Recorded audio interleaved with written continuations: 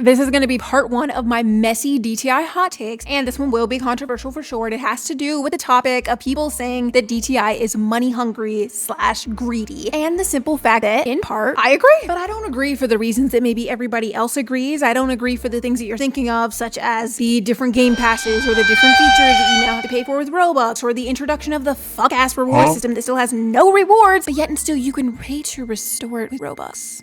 No, none of that. This has to do with the fact that I am of the personal belief that they desperately need to hire more staff and are refusing to do so in order to keep profits high. Now, obviously, again, this is just my opinion. This is all speculation, but let's say on average, DTI takes home about $6 million per year. The game statistically has to be making way more than $6 million a year, but let's say their net profit is $6 million.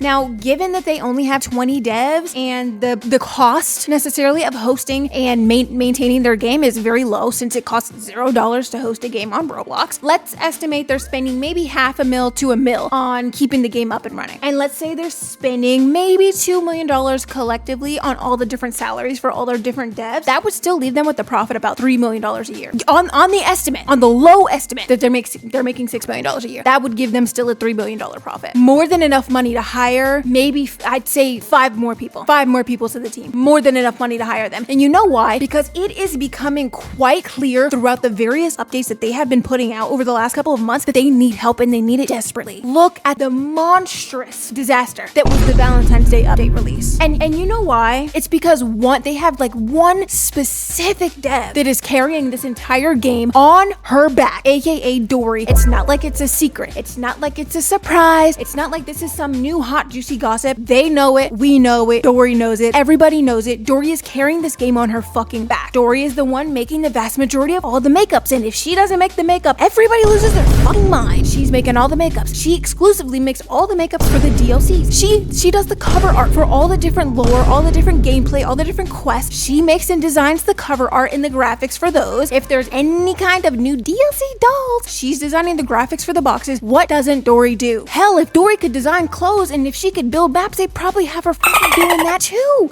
She needs help. She cannot do everything. And them continuing to put everything on her back is what's making people go so absolutely apeshit about this game. And it's not even that I think the other devs do bad work. I think all of the devs do beautiful work. I love the work that the other makeup artists do. I love the work that the other clothes design artists do. I love the map design, although it is way too big recently. All of the devs do beautiful work. However, it is very clear and apparent to the fan base that they favor one specific dev and they put a lot of work on her back, which is insane to me when they have a plethora of people to choose from who are ready and willing to help out. I mean, look at these various different creators who do and design beautiful work, who have applied to be on their team. Why are these people not being considered? Dory needs help. She cannot do everything by herself. She needs help. And the fact that DTI, for whatever reason, has been refusing to hire new devs and add new faces to the team blows my mind, because it's not as if they don't have the budget for it. Out of maybe that estimated $2 million, let's say, that they spend on salaries per year, only the big hitters are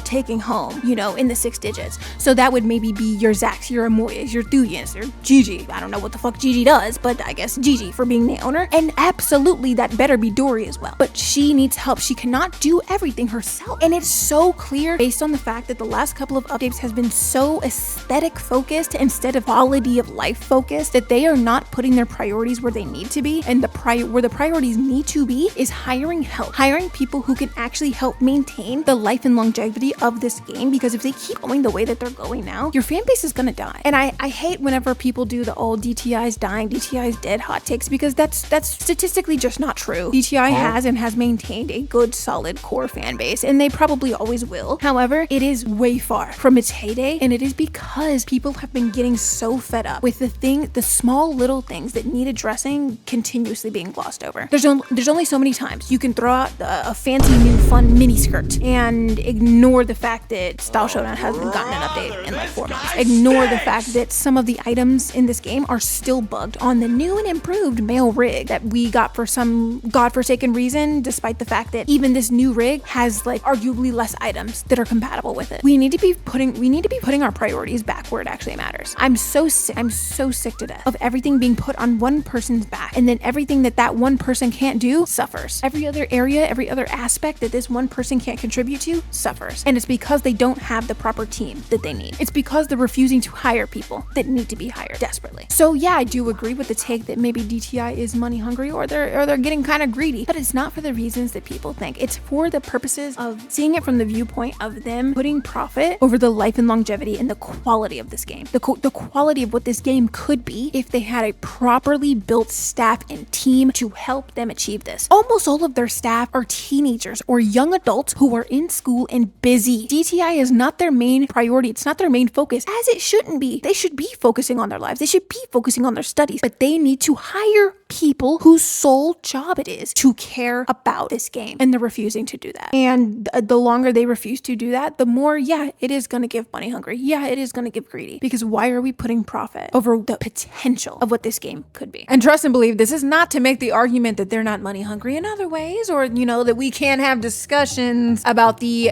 degree to which DLC and pay to win features are being introduced into the game. Absolutely, we can have those discussions, and we will. But this is, in my opinion, the epitome of where the money and the greed stems from their desire to make profits larger and to spend less money on things such as overhead, such as salaries, such as paying people whose sole job it is to work on specific areas and aspects of the game, instead of relying only on maybe 2 or 3 people to carry everything that this game needs.